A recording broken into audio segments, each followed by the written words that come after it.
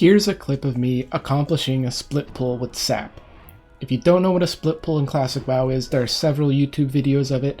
Search YouTube and watch that, then come back, please.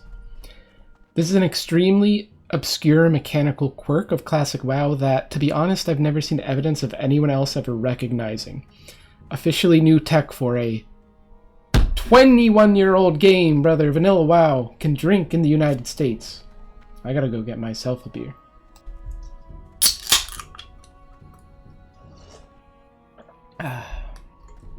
Anyway, very soon I'll cover how, step by step, it works, and why it's something that I myself am unable to reliably execute. It's hard.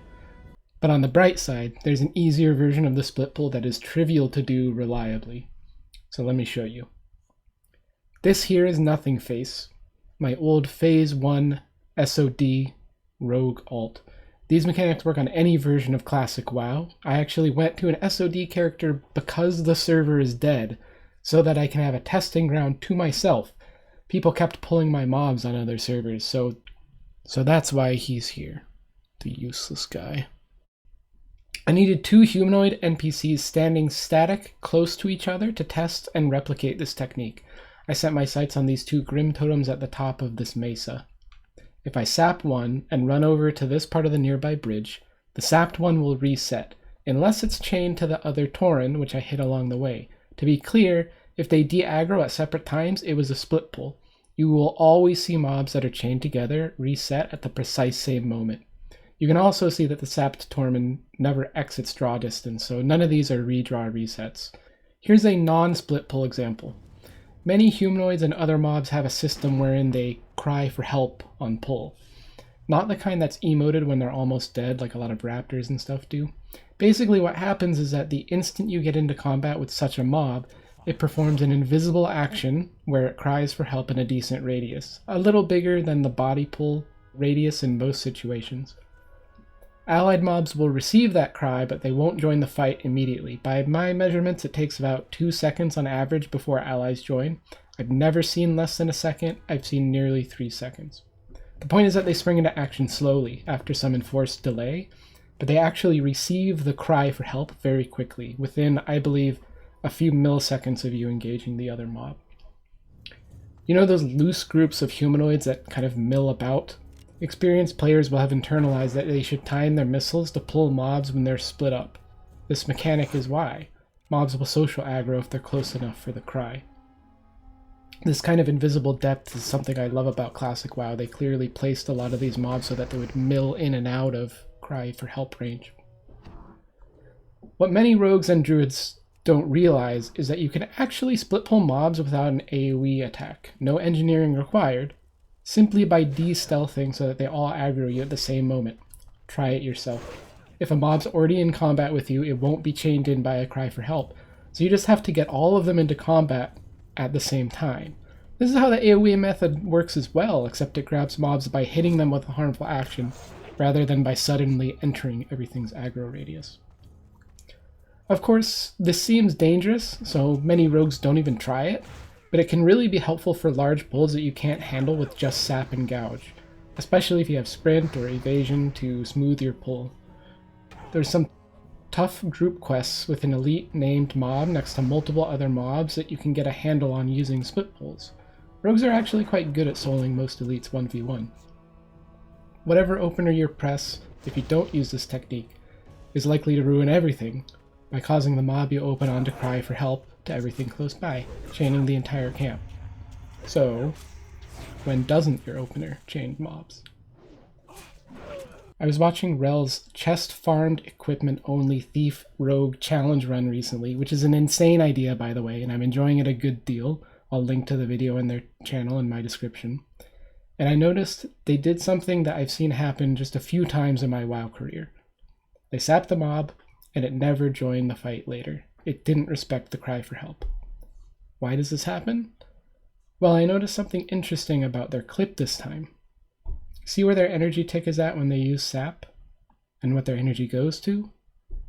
Sap costs 65 energy baseline, but they immediately went to 55 energy. So now we have to cover tick rates in the game. Most classic players these days know about the 2-second tick, whereby you regain resources, including mana if you haven't spent any in the last 5 seconds, energy, health outside of combat. We need to go deeper under the hood of tick rates, so it's going to get pretty nerdy from here on out. I needed to know more about the timings underlying Destealth aggroing and sap split pulling. So first I got a better energy tick timer and did tens of reps of Destealthing next to mobs while recording. Then I went frame by frame and measured a few things. Most importantly, where the energy tick display was and how many frames were between 3 events. First, my stealth ability bar turning to the unstealthed bar. Second, the stealth buff falling off. And third, the mob initiating combat against me. 2 interesting things popped out of this analysis. First of all, these red 12 frames here are showing that when I destealth at a random time with respect to the 2000 MS tick, it takes 11 or 12 of my frames to drop the buff consistently. But these green highlights are the first interesting finding. If I time the destealth to about 6 to 10 frames before the 2000 MS tick, then the buff drops exactly as the 2000 MS tick happens, early. I'm going to call these clipped destealths. I separated out the amount of frames it took for the mob to attack me after a non-clipped and after a clipped destealth. Then I put them into histograms. The non-clipped histogram bottom left isn't interesting. It's pretty random and low sample size, but the top left histogram shows clipped results and the second major finding. Mobs would only ever initiate combat at roughly 4 points in time: 25 frames, 50 frames, 75 frames, or 100 frames after the clipped destealth dropped the buff. Never more, never less, and equally often. To be clear, there's a little variation because, my measurement of frames probably doesn't align exactly with how the game works. The top right histogram is the same data converted to milliseconds from my 60 FPS. There's one simple underlying mechanic that would explain this: a 1600 MS tick rate at which mobs recognize my presence and attack immediately. Since this is 4/5 as long as the 2000 MS resource tick I'm timing off of, every 4th 2000 MS tick will have a coinciding 1600 MS mob aggro check. Now, as an aside and a quick disclaimer, movement in WoW changes a lot of things related to how the world and the server handle players, so I wouldn't necessarily extrapolate my results to regular body pulling. But at the same time, who among us hasn't missed a body pull that felt like it should work, then ran back next to the mob and waited for 2 or 3 seconds? It's consistent with something like this. My guess is it's fundamentally similar, but more complex, at least more complex to test. Anyway, now it started making a little more sense why I only got the split pull sap a small amount of the time it felt like I should. I definitely mistimed it sometimes, that's a skill issue. But the bigger issue is that even when I timed it right to the 2000 MS server tick, I also needed the 1600 MS mob aggro tick to coincide, so that the mobs aggroed the instant I destealthed. But only a quarter of the 2000 MS ticks will coincide, and it's going to feel basically random. I suspected that the timed split pull openers were the same way.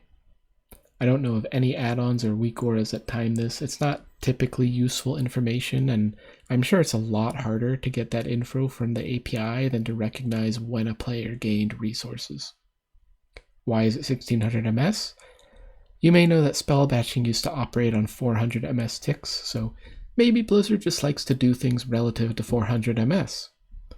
I suspect, though, that Blizzard wanted everything to operate within a predictable cycle, so that the game has a limited number of states, but something like this can still feel random and unreliable and require a lot of prying to get under the hood of, if players even notice it at all. It's simple design that achieves a subtle result. It's well engineered. The main question now is, what actually is the timing for split pulls? By feel, I thought it was a bit different from the clip destealths, so since I had a new energy tick timer that worked better, I recorded a couple more sap split pulls. What I found is in both cases, I did not have a clipped Destealth, that the time between pressing Zap and losing stealth was 12 frames. However, the timing between losing the stealth buff and the energy tick was 6 or 7 frames. It reminds me of the clipped Destealth timing just a step earlier. I should note that for this testing I tried various SAP timings, and while more sample size would be good to find the exact range, I do feel that this basic timing is about right. I tried to hit the timing of clipped Destealths many times and I did not get any split pulls from it. It's too early. I should also note that even though it takes a couple minutes to do each pull, I get a rate of something like 5 successful SAP split pulls per hour in testing with my current setup, if I really try to time it right. That's something like a 1 in 6 success rate, which matches roughly with 1 in 4 attempts having the required 1600 ms tick, and with me messing up sometimes beyond that. I tried pretty hard to get 2 split pulls back to back, and I failed. I can do it often enough to say it's replicable, but not that it's reliable. So we finally reached my theory for this interaction.